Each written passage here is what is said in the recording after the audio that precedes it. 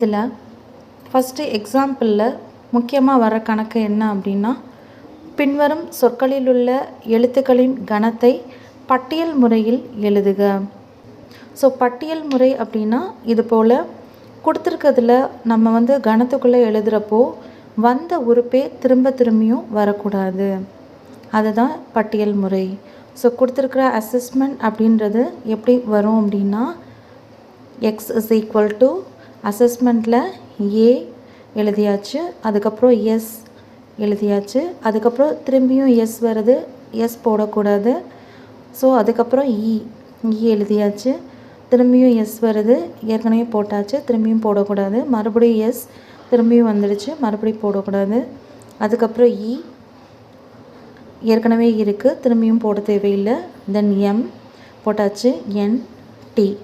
So இதுதான் அசஸ்மெண்ட்க்குரிய தீர்வு.